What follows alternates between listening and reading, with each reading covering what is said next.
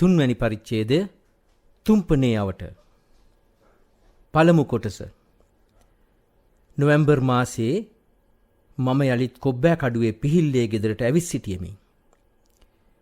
කේරළයේ කඳුකරේදී මා සොයාගත්තේ මනස විවර කරන සුළු විය. මාලද අත්දැකීම් සිතේ පළපදියන් නොවූ අමතක කළ නොහැකි දේවිය. එහෙත් මගේ සෙවිල්ලෙහි නිමාවක් නොවිය. ත්‍රිවන්ද්‍රම්හි බෞද්ධ පන්සලේ විසූ ධම්මරතන හිමියන්ගේ උදව්වෙන් මම වාරාණසී පන්සලේ හිමිනමක් හඳුනාගෙන එහි ගියෙමි. සති කීපයක් තිස්සේ මම ගංගානම් ගම් යුරේ ගාත් අතර රහුල්ව සෙව්වෙමි. එවැන්නෙක් මට සොයාගත නොහැකි විය. සිරුරු පුරා අලුතවරාගත් නිර්වත් සාධූන් අතර මා කෙසේ රහුල් කෙනෙක් සොයන්නද? තවද රහුල් දැන් රහුල් නොවේ. ඇතැම් විට ඔහු තම ඇඳුම් පැළඳුම් සේම රහුල් යන නාමයද බැහැර කරන්නට ඇත. හෙතෙම මෝක්ෂය සොයාගත්තා නම් තව දුරටත් ඔහුට මේ කිසිම බැඳීමක් සෙවීමක් නොවේ. මා සොයා යන්නේ මිරිඟුවක්ම නොවේද? ගංගානම් ගඟබඩ මාදුටු දසුන් සියල්ල මෙතැනදී විස්තර කිරීම අවශ්‍යතාවයක් නොවේ.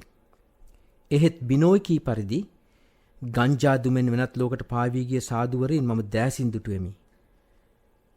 මනසෙහි වෙනත් තලයකට යාම මෝක්ෂයක් නොවේ. ක්ෂය කළ යුත්තේ මෝහයයි. මෝක්ෂය කියන්නේ එයයි. මෝහය තුරන් කිරීමයි. ගංදියෙහි බැස පෞසෝදා හැරිය සියලු දෙනා ලබන්නේ තාවකාලික වූ මානසික හා ශාරීරික සුවයක්ම නොවේද?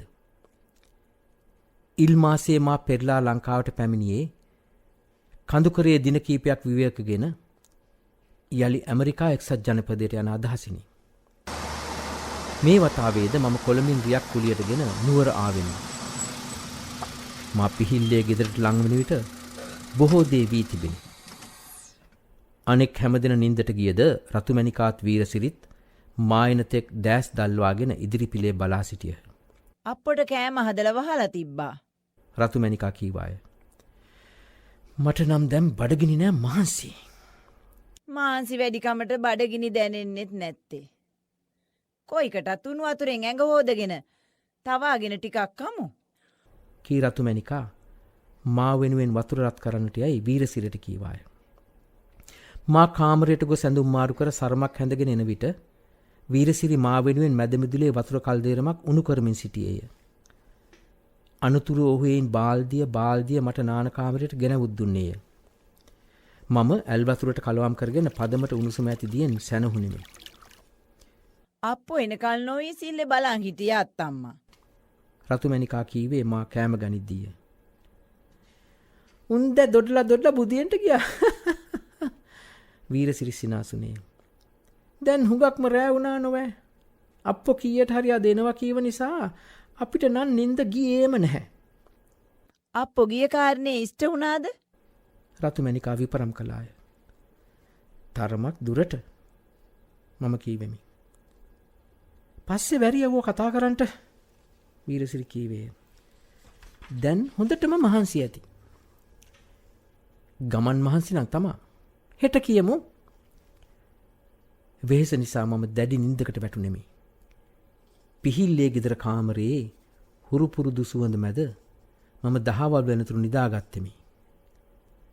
මා පසුවදා අවදි වූයේ මිදුලෙහි සංකත් රන්තිකත් සෙල්ලම් කරමින් කෑගසද්දීය. කවුළුවෙන් බැලූ මට ඔවුන් අඹෑට පනිනු පෙනුනි. පිටත මී ගසෙහි පිපුණු මීමල්වල සුවඳ කාමරයට ගලා ආවේය. එයින් ඔබ්බෙහි බුත්සරණ ගාලෙහි රතුවට මල් පිපී තිබිනි.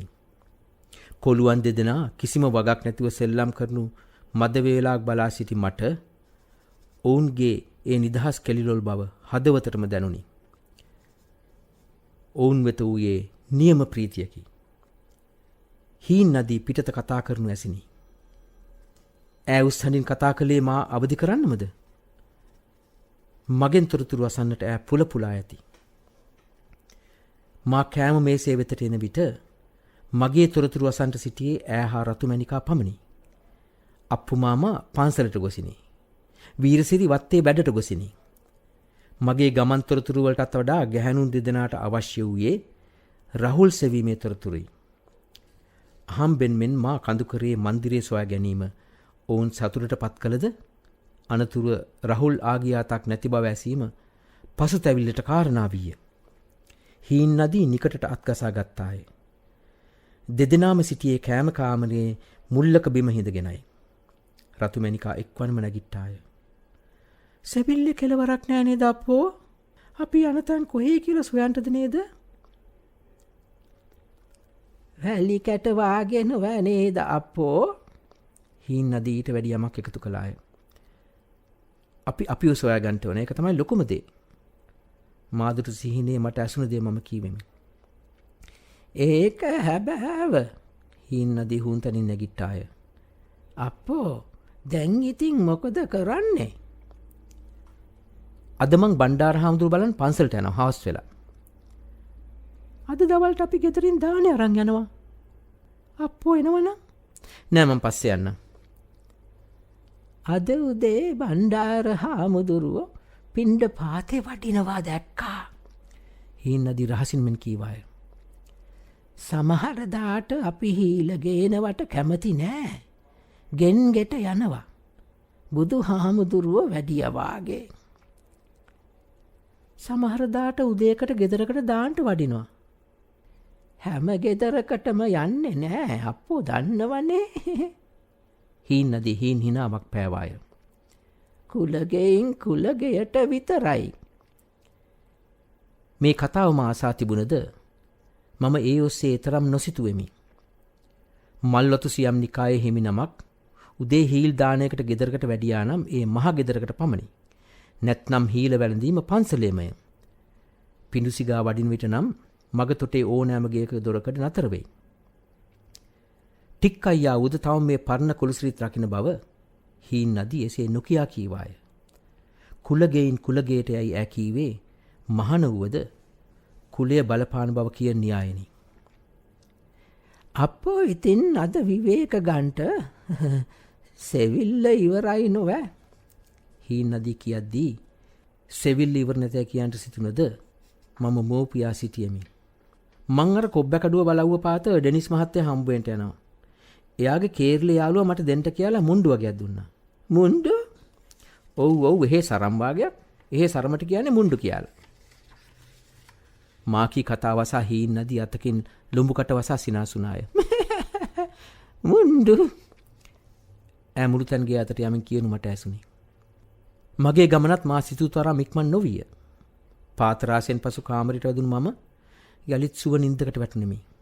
මේ නින්දේදී මම සිහිනයක රඝුල් රඝුවංශ අත්තා දුටුවෙමි. කඳු පාමුල නොගැඹුරු දිය දහරක් ඇති තැනක ගස් සෙවණක මේ දෙදෙනා පයින් ඇවිදවුත් අතට අත දී කතා කරන්නට වූහ. දෙදෙනාගේම මුහුණුවර හැඩරුව මට පෙනුනේ ඒකාකාරවය. දෙදෙනාම සිටියේ මැදිවියේය. අනතුරුව දෙදෙනා බදා වැළඳ කෙමෙන් එක් අයෙකු බවට පත්විය. මා එක්වනම අවදි වූයේ පිටත සිනා හඬක් අසමිනි. මහහඬින් සිනාසුනේ සංක හා රන්දිකය. ඔවුන් තවමත් පිටත මිදුලේ සෙල්ලමක යෙදී සිටියහ. ඔවුන් කෙලිදෙලෙන් ගත කරනේ සමනල දිවිය කෙතරම් සැහැල්ලුද පිවිතුරුද. මගේ මනසේ ඇති ව්‍යාකූලත්වය ඔවුන් වෙත නොවේ. මාමෙන් භවසෙවීමක් ඔවුන් වෙත නොවේ. මා ඩෙනිස් දකින්නට ගියේ හවස් වෙලාය. ඒ යන විට සංකත් රන්දිකත් මා පස්සෙන් වැටුණාහ. මා ඩෙනිස්ගේ ගේ අතට යන විට දරු දෙදෙනා නාමල් ගසින් සෙවන ලද තිරුවාන ගල් ඇතුළු ගල් ඇලි අත ඇදීවට ගියහ. අපි මෙතන සෙල්ලම් කරනවා සංක කෑගසා කීවේය. මා ඩෙනිස්ගේ ගෙදරට ලං වන විට එහි පිල් කඩින් නැගී මා අතට ඇවිද ආවේ දෝතුය. අමුඩ කෙටියක් හැඳ සිටි ඔහු අතේ දෑකැත්තක් විය. අප්පා ඔහු බය අදුව කීවේය. මිනි මරුවෙක වූ මැණික මට සිහිවිය. සංක දෝතු මගහැර ගිය හැටි මට සිහිවිය. මට නම් දෝතුගේ බැල්ම මගහරින්නට නොහැකි විය. යනවා අප්පෝ. මා පසු කරද්දී ඔහු කීවේය. ඔහුගේ දැස රත් පැහැ ගැන්වී ඇති සැටි මට පෙනුනි. මා පිලට ලංවන විට ඩෙනිස් ගෙතුලින් පිටතට ආවේය. දෝතු ආව බඩු වගේක් යන්න අරන්. සිනාමුසුව මා පිළිගනිමින් ඩෙනිස් කීවේය. එන්න සෙනවි. කොහොමද කේරළේ ගමන? හරිත් බඳු දුන් තෑගි පාර්සල් පිළිගන්නවා. මම පුටුවකට බරදී කේරළයේ තොරතුරු පවසන්නට උනේමි. මා රහුල්ල සොයාගිය කතන්දරේ ඩෙනිස් අසා සිටියේ විස්මපත් දැසිනි. ඔය කියන රහුල්ගේ පින්තූරයක්වත් අපිට බැලිය හැකිද? ඌ අනතුරු ඇසුවේ. ඒගොල්ලන්ට ඒ රහුල්ව හොයන්න උවමනාවක් නැහැ. එහෙනම් මං හිතන්නේ නැහැ. රහුල් අතීතයේ මතකයක් විතරයි. කොහොමටත් රහුල් පවුල් බැඳීම් හැරදාලා ගිය කෙනෙක්. අනෙක එහෙම හොයන්න යනවා නම් ඒකට පුළුවන්කම තියෙන බිනෝයිට. ඒ කිව්වේ අදිත්‍යගේ මිනිස්සයාට. එයාට එහෙම උනන්දුවක් නැහැ. මං බර්ණැස ගිහින් ටිකක් විපරම් කළා. ගංගානම් ගම් යුරේ විමසලා බැලුවා. ඒ වුණාට කොහේ කියලා හොයන්නද?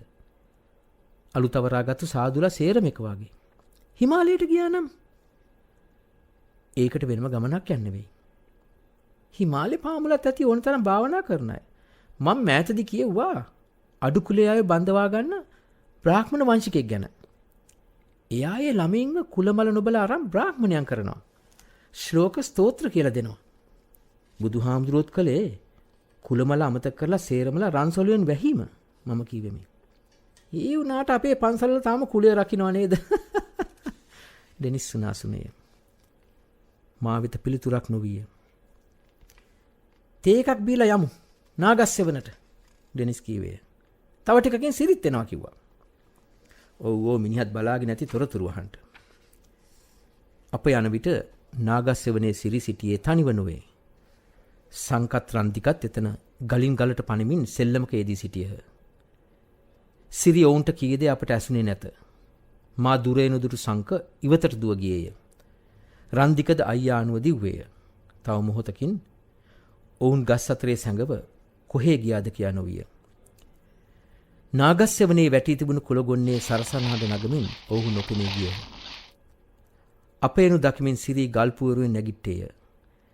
බිම වැතුරුණ තිරුවාන ගල්වල සුදර සම වූ සුදු කමිසයකුත් කලිසමකුත් ඔහු හැඳ සිටියේය. මගෙන් තොරතුරු අසන්ට ඔහු පුලපුලා සිට බව මුහුණෙන්ම පැහැදිලි විය.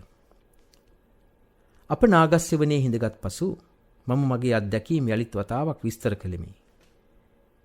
නාඩි වාක්‍යයේ තොරතුරු මේ තරම්ම හැබෑවීම දෙදෙනාගේම විස්මයට හේතු විය. අපි කවුරුත් කොහේ ගිහින් හොයාගත්තත් ඒ තැනැත්තාත් මොහොතෙන් මොහොත වෙනස් වෙනවා නේද? සිරි කීවේය. ඒ වුණාට ඒකේ නොවෙනස් වෙන යමක් තියෙන නිසානේ නේද ඒක මම වෙන්නේ? ඩෙනිස් ඇසුවේ. ඒ කියන මමත් වෙනස් වෙනවා. සිරි තර්ක කළේය. මේ පංචස්කන්ධය රූප වේදනා සංඥා සංකාර විඥාන කියන ගොඩවල් පහනේ ඒ සේරම වෙනස් වෙනවා. ඒක අල්ලගෙන ඉන්නේ අපේ ආසාවන්ම තමයි. ඩෙනිස් කීය. තණ්හාව හරියට හරි. තණ්හාව නිසා අල්ලාගෙන ඉන්නවා. ඒක තමයි උපාදාන කියන්නේ. සිරිගේ ඩෙනිස්ගේ කතා බහ මා සිතුවාට වඩා ගැඹුරකට යොමු විය. පංචස්කන්ධය තණ්හාව උපාදාන ආදිය මා අසා නැතුව නොවේ. එහෙත් ඒ ඔසේ සිතන්ට මගේ සිත ඉඩ දුන්නේ නැත. මට උවමනා වූයේ රහුල්ට සිදු වූ දෙයක් දැනගන්නේ කෙසේද යන්නයි. මා තවදුරටත් ගංගානම් ගඟබඩ සාදුවරින් අතරේ ඔහු සොයනවා නම් යලිත් ගමනක් දඹදිව ගොස් දිගු කාලයක් ගත කළ යුතු වෙයි. ඇත්තෙන්ම මට ඒද කළ නොහැකි දෙයක් නොවේ. ඒ සෙවීමෙන් මා ලබන තෘප්තිය කුමක්ද? ඒ වචනයෙන් විස්තර කළ හැකි දෙයක් නොවේ.